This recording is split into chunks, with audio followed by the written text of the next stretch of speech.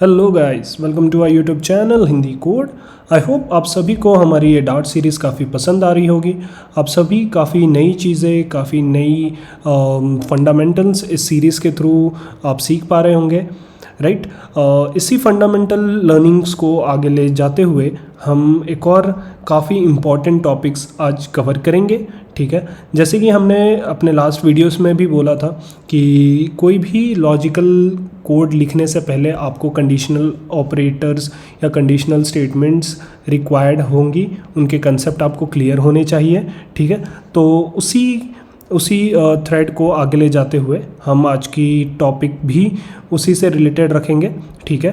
तो आज की भी टॉपिक कंडीशनल स्टेटमेंट या कंडीशनल ऑपरेटर बोल सकते हो आप, ठीक है। उनको कवर करने की कोशिश करेंगे, उनकी एडवांटेजेस डिसएडवांटेजेस, उसको कैसे यूज़ करना चाहिए, ठीक है। इसके मतलब प्रोग्रामिंग टर्म्स में या प्रोग्रामिंग, जब आप प्रोग्राम लिखते हो तो ये यूज़ करने से क्या इफ़ेक्ट आता है आपके ओवरऑल कोड स्ट्रक्चर में, ठीक है। वो सब हम इस वीडियो में थोड़ी डीप में जानने की कोशिश करेंगे। कूल। तो without any delay let's start. तो आ जाते हैं हम अपने डार्ट पैड पे एज़ यूजुअल। एंड स्टार्ट करने से पहले सबसे पहले हम टर्नरी ऑपरेटर को यूज़ करना सीखेंगे, राइट। एंड उसके बाद हम डबल क्वेश्चन मार्क भी यूज़ करना सीखेंगे, राइट। तो अगर मैं आपको टर्नरी ऑपरेटर का फ्लो चार्ट बताना चाहूँ तो ओवरऑल या ओवरव्यू में वो ऐसा काम करता है कि हम एक कंडीशंस देते हैं, ठीक है। अगर वो कंडीशन ट्रू होता है तो फर्स्ट वैल्यू उठती है, अगर वो कंडीशन फॉल्स होता है तो वो सेकंड वैल्यू उठाता है। अगर मैं एज ए कोड के थ्रू आपको एक्सप्लेन करना चाहूँ तो सबसे पहले तो मैं एक मेन फंक्शन बना लेता हूँ, void main, ठीक है। तो जैसे मैंने बोला कि अगर मान लो कि सेम एग्जांपल हम लेते हैं जो हमने लास्ट वीडियोस में ली थी कि यूज़र का परसेंटेज, तो एक final percentage is equals to 90 है। तो अगर हमें यूज़र को ए और बी ग्रेड देना है तो हम कैसे देंगे, राइट। तो इसको फाइनल नहीं रखना है, इसको इंट और एक फाइनल इंट बनाते हैं, फाइनल परसेंटेज दैट इज 91। तो इफ़ यूज़र का परसेंटेज ग्रेटर देन 91 है तो हम उसको ए ग्रेड देंगे, अदरवाइज बी ग्रेड देंगे। तो हम अगर इफ़ स्टेटमेंट यूज़ करके इस सेम जो मैंने प्रॉब्लम बताई आपको उसको सॉल्व करने की कोशिश करेंगे तो कैसे करेंगे। तो सबसे पहले तो हम लिखेंगे if percentage is greater than और equal to final percentage, right, then print A, else print B.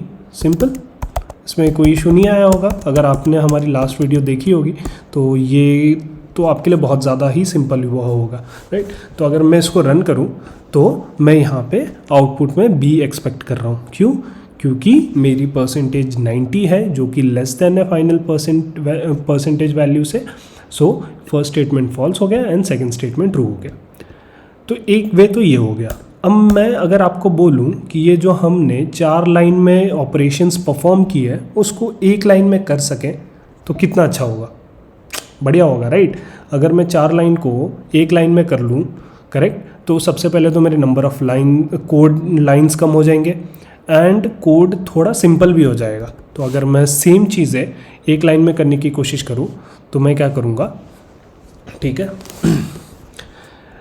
सबसे पहले तो क्या है हमारा percentage, if percentage is greater then final, greater than और इक्वल टू, जो कंडीशन हमने यहाँ लिखा है सेम कंडीशन हम यहाँ लिखेंगे, ठीक है। तो हम चेक कर रहे हैं क्या जो हमारा परसेंटेज वैल्यू है वो फाइनल परसेंटेज वैल्यू से ग्रेटर देन या इक्वल टू है तो will print A, else what will be print B और बी, करेक्ट।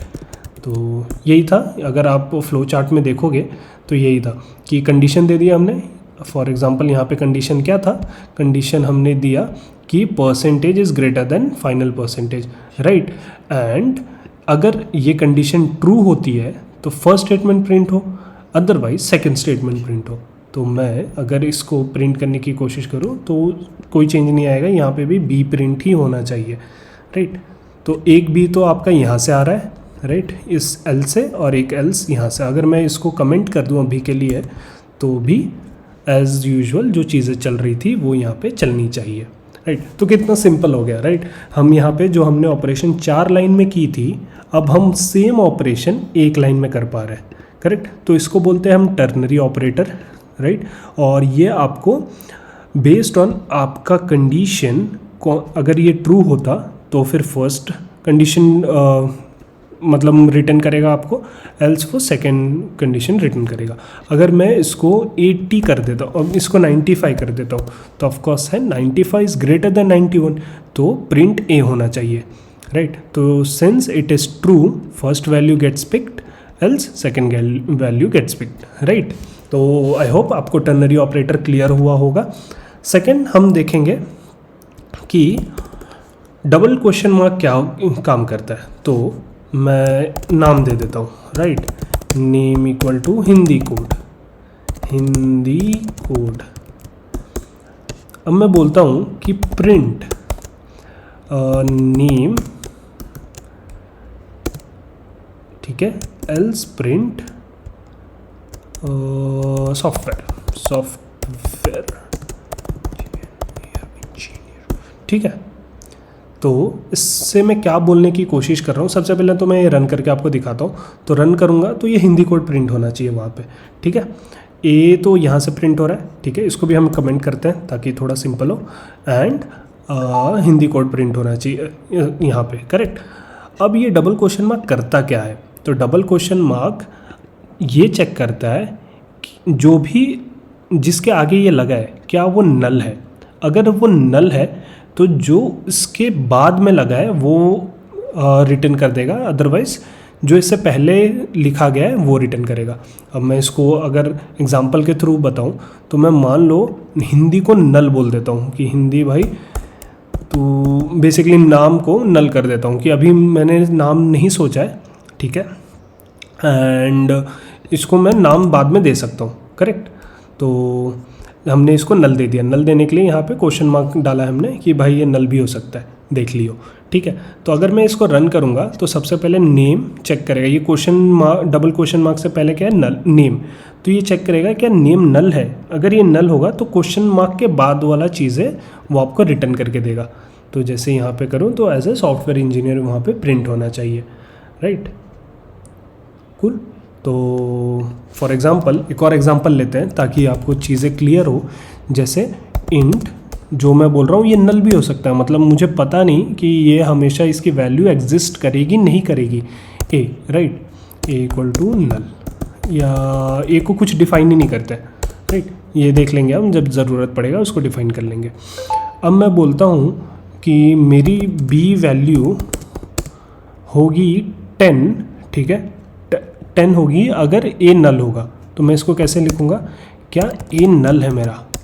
अगर ए नल होगा तो मेरी बी की वैल्यू 10 हो जाएगी, अदरवाइज जो मेरी ए की वैल्यू होगी वो सेम मुझे बी में असाइन कर दो, राइट। तो अगर मैं इसको प्रिंट करूँ तो इसकी आउटपुट जल्दी से जल्दी गेस करिए, तब तक मैं प्रिंट स्टेटमेंट लिखता हूँ, ठीक है।